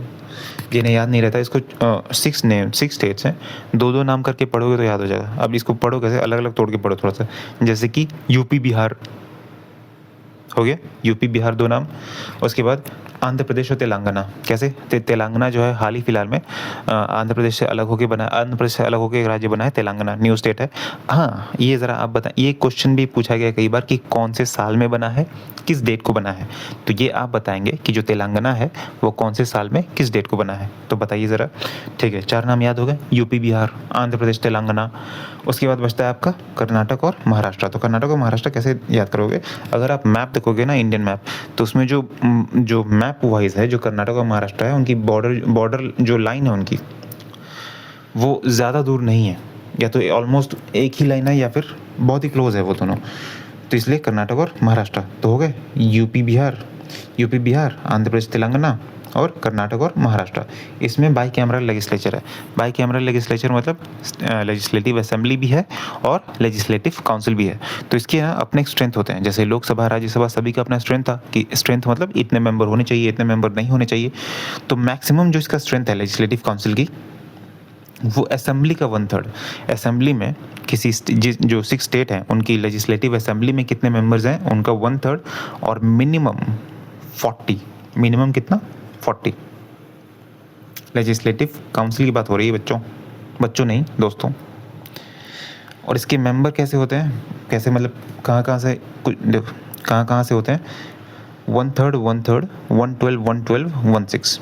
ठीक है, 2 बार 1/3, 2 बार 112, 1 बार 16, 2 बार 1/3, 2 बार 112, 1 बार 16। मेरे साथ बोलो एक बार, 2 बार 1/3, 2 बार 112, 1 बार 16। लेकिन कन्फ्यूजन क्या आता है कि इनमें से कौन सा जो है वो 1/3 में है, 1/6 में है। तो 1/6 एक ही बार है, इसी को देख लेते हैं पहले। तो ये जो 1/6 है ना, ये गवर्नर द्वारा नॉमिनेटेड होते हैं। किसके द्वारा? गवर्नर द्वारा नॉमिनेटेड होते हैं 1/6 मेंबर्स। इलेक्टेड मेंबर्स में कौन कौन से हैं? तो 1/12 में जो है वो टीचर्स द्वारा और ग्रेजुएट्स द्वारा। तो ग्रेजुएट कब बनते हैं? ग्रेजुएट बनते हैं 12 के बाद ग्रेजुएशन में एडमिशन लेते हैं। जब एडमिशन जो खत्म हो जाता है 3 साल या 4 साल कोर्स, तब हम ग्रेजुएट होते हैं। तो इसलिए 1/12 elected by graduates, 1/12 elected by teachers. ये ग्रेजुएट हो गया, और टीचर्स को दोनों आसपास ही याद रखो कि 1/12 और elected by graduates and 1/12 elected by teachers. उसके बाद है ये कि लोकल बॉडीज़ और लेजिस्लेटिव असेंबली। लोकल बॉडीज़ हमने देखा था थोड़ी देर पहले, इसको याद कैसे रखोगे यार? ठीक है, अब जैसे कि बताया है कि लेजिस्लेटिव असेंबली के साथ साथ इसमें लेजिस्लेटिव काउंसिल भी है। तो कुछ जैसे कि चुन के भेजते हैं ना, हमने जब असेंबली ने चुन के भेजा राज्यसभा में, तो असेंबली चुन के काउंसिल में भी भेजेगी। तो इसलिए 1/3 जो इसके मेंबर हैं लेजिस्लेटिव काउंसिल के, वो लेजिस्लेटिव असेंबली से आते हैं, और 1/3 जो हैं वो लोकल बॉडीज़ से आते हैं। लोकल बॉडीज़ कौन? पंचायत हो गया, म्यूनिसिपैलिटीज़ हो गया, कंटेनमेंट बोर्ड हो गया, वहाँ से। ठीक है, एक बार और देखो 1/3 कहाँ से आता है? 1/3 में दो देखो, 1/3 लोकल बॉडीज़ और लेजिस्लेटिव असेंबली, मतलब सरकार वाला पार्ट। लोकल बॉडीज़ और लेजिस्लेटिव असेंबली दोनों जगह से क्या है? 1/3। 1/12 कहाँ से? जैसे कि 12वीं के बाद हम ग्रेजुएशन में एडमिशन लेते हैं, तो 1/12 ग्रेजुएट्स हैं और 1/12 इलेक्टेड बाई टीचर्स हैं। और ये जो 1/6 वाला पार्ट है, ये गवर्नर द्वारा नॉमिनेटेड है। तो इस पर मैं इतना जोर इसलिए दे रहा हूँ बिकॉज ये पूछा गया है, ये क्वेश्चन प्रीवियस ईयर में। नंबर दे देगा 1/3 1/6, कन्फ्यूजन हो जाती है उसमें। ठीक है, इसकी स्ट्रेंथ कितनी होनी चाहिए? 1/3 ऑफ द असेंबली में जो भी उसकी स्ट्रेंथ है उसका 1/3। मिनिमम कितना होना चाहिए? 40। ओके, अब हम आ गए हैं जुडिशरी। इधर कुछ है तो नहीं ना? मैं ही भागे जा रहा हूँ बस। नहीं, इधर कुछ नहीं है, ड्राइंग है बस। ठीक है, जुडिशरी कंपोजिशन जो करेंट स्ट्रेंथ है वो है 34+1 नहीं, 34+1 नहीं, 33+1, मतलब 33 जज और 1 चीफ जस्टिस। क्वेश्चन जब पूछेगा ना तो उस पर ध्यान देना, क्वेश्चन पे ये लिखा होता है टोटल स्ट्रेंथ या फिर इंक्लूडिंग या एक्सक्लूडिंग वाला पार्ट, ये मेंशन होता है उसमें। ठीक, क्या होता है? मेंशन होता है। अगर उसने बोल दिया एक्सक्लूडिंग द चीफ जस्टिस या फिर एक्सक्लूडिंग बोल देगा तो ये थोड़ा सिंपल लैंग्वेज हो गया, वो कुछ ना कुछ घुमाने की कोशिश ज़रूर करता है, जैसे कि एक्सेप्ट। ठीक, तो इस पे ध्यान देना कि क्वेश्चन में है क्या टोटल स्ट्रेंथ पूछ रहा है, क्या एक्सेप्ट पूछ रहा है, क्या पूछ रहा है। तो टोटल स्ट्रेंथ होती कितनी है? 34, जिसमें including the chief justice it is 34। हम सुप्रीम कोर्ट की बात कर रहे हैं, ये भी ध्यान रखना। सुप्रीम कोर्ट में जाने के लिए क्वालिफिकेशन क्या होनी चाहिए? या तो आप हाई कोर्ट के, हाँ ये देखो, जज एडवोकेट 5 साल 10 साल टाइमलाइन याद रह जाता है, लेकिन किसके लिए? 5 साल है जज के लिए और एडवोकेट के लिए है 10 साल। 5 साल अगर आप हाई कोर्ट के जज हैं तो आपको 5 साल, या फिर अगर आप हाई कोर्ट में 10 साल तक एडवोकेट हैं तो आप एलिजिबल हैं, या फिर ये सारा का सारा और है। सब में एक ही क्वालिटीज़ नहीं हो सकती ना, कोई इंसान जज है वो एडवोकेट भी होगा, कैसे हो सकता है वो? या तो आप हाई कोर्ट में 5 साल के जज हैं, या फिर हाई कोर्ट में आप 10 साल के लिए एडवोकेट हैं। ये आता है डिस्टिंग्विश्ड जुरिस्डिक्शन, ये स्टेटमेंट बेस्ड क्वेश्चन पे आता है। इस पर अगर ध्यान नहीं दोगे, स्टेटमेंट में पूछेगा भी, छोड़ दोगे, कट जाएंगे नंबर। डिस्टिंग्विश्ड जुडिस मतलब आपको अच्छी जानकारी है लॉ की। अब बिना लॉ पढ़े लॉ की अच्छी जानकारी तो नहीं हो सकती, लेकिन आप कहीं और हैं, आप लॉ में नहीं हैं, आप कहीं और हैं। आप किसी बड़े यूनिवर्सिटी में, अच्छे यूनिवर्सिटी में प्रोफेसर हैं, या फिर किसी आपका कोई फर्म है, आप जो है एक डिस्टिंग्विश्ड जूरीस हैं प्रेसिडेंट की नज़र में। पर क्या प्रेसिडेंट को इतनी फुर्सत है कि वो हर किसी पे नज़र रखे? मैं बस बता रहा हूँ कि ये क्वालिफिकेशन है, मीम नहीं बनाना है इसका। ओके, टेन्योर क्या है? इसके लिए जज बनने के लिए मिनिमम एज कुछ भी नहीं है, लेकिन रिटायरमेंट किया जाए 65 साल की उम्र तक आप जज बने रह सकते हैं।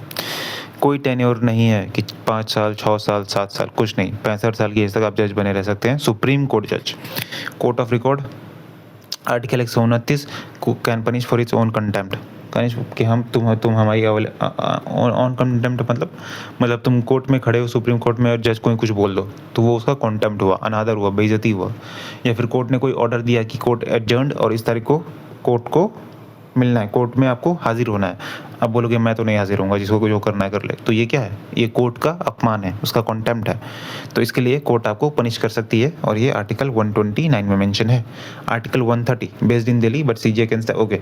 आर्टिकल 130 जो है वो इसके जो इस्टेब्लिशमेंट की बात करता है कि क्या दिल्ली से कहीं और, क्योंकि जो सुप्रीम कोर्ट है वो दिल्ली में इस्टेब्लिश है, क्या कहीं और ये इस्टेब्लिश हो सकता है? हाँ हो सकता है, लेकिन उसके लिए प्रेसिडेंट का कॉन्सेंट चाहिए।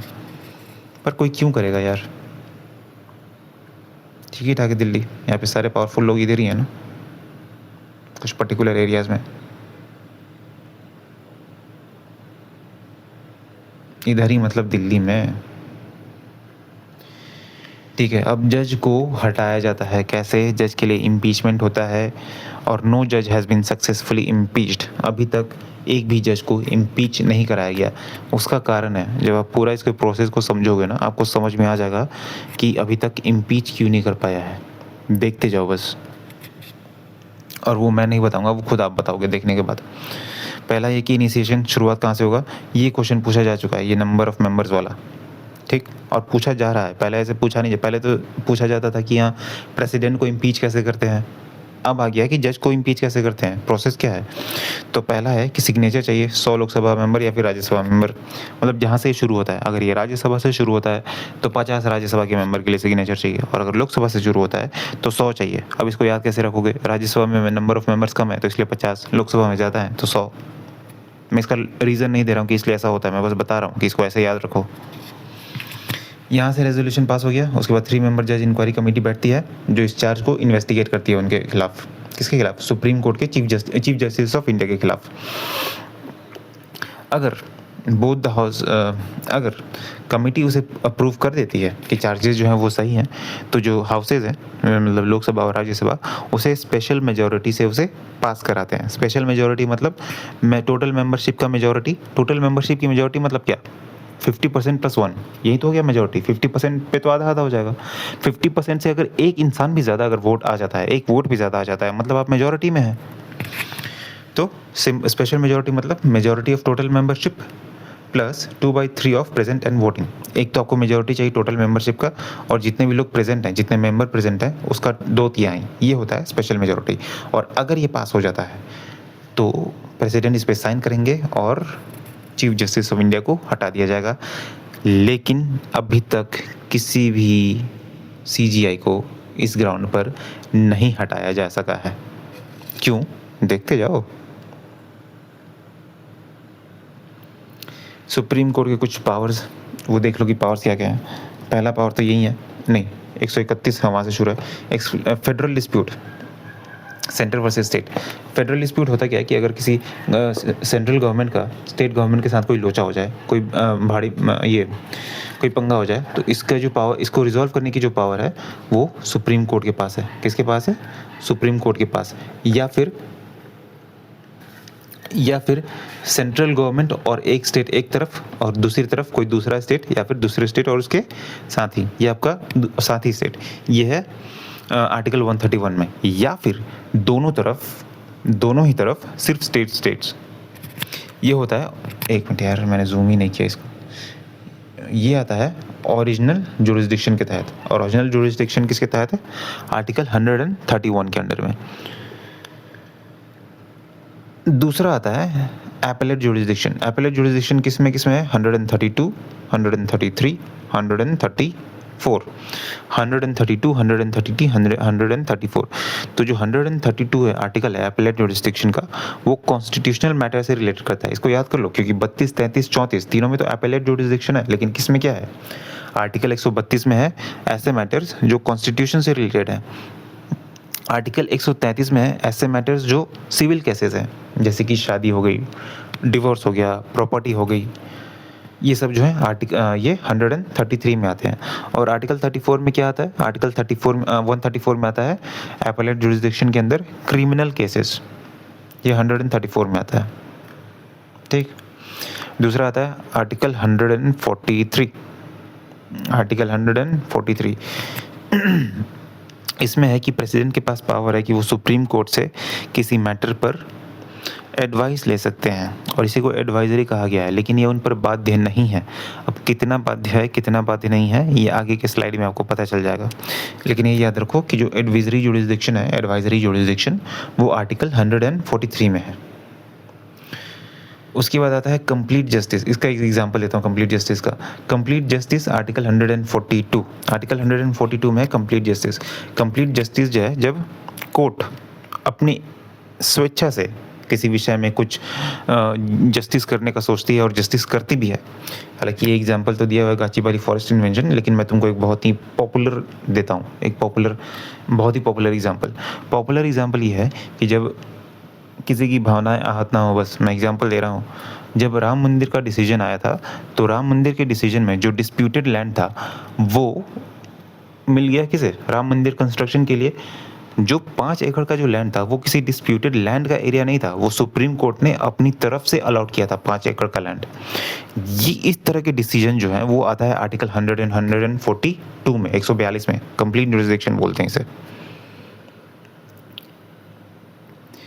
फिर आता है review article, judicial review, article 137। इसमें है आपका जुडिशियल रिव्यू। इसके रिव्यू ऑफ जजमेंट्स की ऐसी जो है वो अपने खुद के जजमेंट को रिव्यू कर सकती है। और ये जो है अडॉप्ट किया है हमने यूएसए जुडिशियल रिव्यू का कॉन्सेप्ट जो है ये हमने यूएसए के गवर्नमेंट, यूएसए कॉन्स्टिट्यूशन से अडॉप्ट किया है, ताकि जो सुप्रीम कोर्ट है अगर कोई अनकॉन्स्टिट्यूशनल लॉ है, जो ऐसे लॉ हैं जो हमारे बेसिक स्ट्रक्चर ऑफ कॉन्स्टिट्यूशन है उससे कॉन्ट्राडिक्ट करते हैं, उसे जो सुप्रीम कोर्ट है उसे नल एंड वॉइड कर सकती है। तो ये था सुप्रीम कोर्ट के पावर के बारे में। क्या है? 131 में है ओरिजिनल जुरिसडिक्शन, 132, 33, 34 में है एपेलेट जुरिसडिक्शन, 143 में है एडवाइजरी जुरिसडिक्शन, 142 में है कंप्लीट जुरिसडिक्शन, कंप्लीट जुरिसडिक्शन का मैंने एग्जांपल दे दिया आपको, एंड 137 में है जुडिशियल रिव्यू। ये आ गया high court, supreme court versus high court. तो सुप्रीम कोर्ट के सारे आर्टिकल तो हमने देख लिए। सुप्रीम कोर्ट का आर्टिकल कहाँ से कहाँ तक था? 124 से लेके 147 तक। रिटायरमेंट की एज क्या है? 65 ईयर्स। कोई टेन्योर फिक्स नहीं है, बस रिटायरमेंट की एज है 65 ईयर्स। क्वालिफिकेशन भी हमने देख लिया, 5 साल हाई कोर्ट जज, 10 साल एडवोकेट। नीचे भी है कुछ? नहीं, नीचे कुछ नहीं है। इसमें देखो जो हाई कोर्ट है ये जो है आर्टिकल 214 से लेके 232 तक है, उसमें भी सब कुछ वही है, क्वालिफिकेशन वगैरह, क्राइटेरिया वगैरह। एज कितने एज तक होनी चाहिए? रिटायरमेंट एज क्या है इनकी? 62 ईयर। सुप्रीम कोर्ट में कितना था? 65 ईयर। और qualification 10 years holding judicial office, 10 years as advocate. 10 साल तक आपने किसी जुडिशियल ऑफिस में हो, मतलब आपने जुडिशियल ऑफिस का मतलब है अगर आप कोर्ट में नहीं तो कहीं पर आपने कानूनी काम किया हो, फर्म वगैरह, आपका अपना फर्म है, 10 ईयर्स। मैं एक एग्जांपल दे रहा हूँ यार। और या फिर अब 10 साल तक एज एन एडवोकेट आपने काम किया हो तो आप हाई कोर्ट के जज बन सकते हैं। हाई कोर्ट का जज, ये क्राइटेरिया किसके लिए है? हाई कोर्ट के जज बनने के लिए। कॉमन हाई कोर्ट, कुछ स्टेट्स हैं और यूटीज़ हैं हमारे देश में जिनके लिए कॉमन हाई कोर्ट है, तो इसे कॉन्स्टिट्यूशन में 7th अमेंडमेंट एक्ट 1956 के तहत इसको लागू किया गया था कॉन्स्टिट्यूशन में। एक हाई कोर्ट 2 स्टेट्स के लिए या फिर 2 यूटीज़ के लिए। उसके बाद आता है डिस्ट्रिक्ट कोर्ट। सबऑर्डिनेट कोर्ट्स, मतलब जो हाई कोर्ट से भी नीचे हैं वो आते हैं आर्टिकल 233 में, सबऑर्डिनेट कोर्ट्स। डिस्ट्रिक्ट जजेस, डिस्ट्रिक्ट कोर्ट के जो जज हैं वो कैसे अपॉइंट किए जाते हैं? वो अपॉइंट किए जाते हैं गवर्नर के द्वारा, और आपके पास 7 साल का एक्सपीरियंस होना चाहिए एज एन एडवोकेट।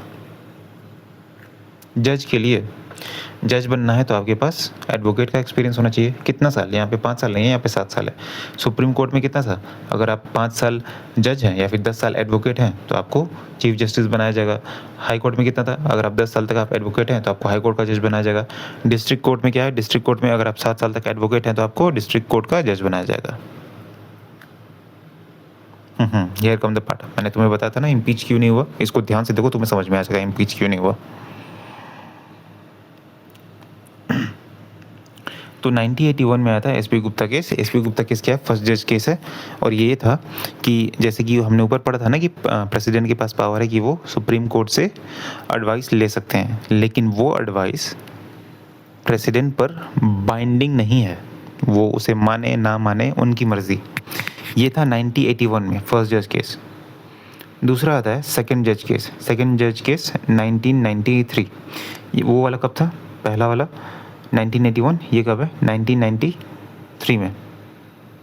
ओवरटर्न मतलब जो पहले था 19 फर्स्ट जज केस, उसको उसके फैसले को इसने पलट दिया पूरी तरीके से। कैसे? कि सीजे की अगर प्रेसिडेंट जो है वो अगर एडवाइजरी जुरिसडिक्शन यूज़ होता है, अगर वो एडवाइस लेते हैं सुप्रीम कोर्ट से, तो एडवाइस सिर्फ अकेले सीजीआई नहीं देगा, उसके साथ 2 सीनियर मोस्ट जजेस की भी एडवाइस लगेगी, और वो एडवाइस जो है वो बाइंडिंग होगी, वो प्रेसिडेंट को मानना होगा। ठीक है, फर्स्ट जज केस ये था आपका। सेकंड जज केस में क्या है? सीजीआई प्लस 2 सीनियर मोस्ट जजेस। ये है 1998 का थर्ड जज केस में है, पहले में एक जज था, दूसरे में जो जज था, लेकिन जो तीसरा वाला है ना, इसमें 4 जज आ गए हैं। कि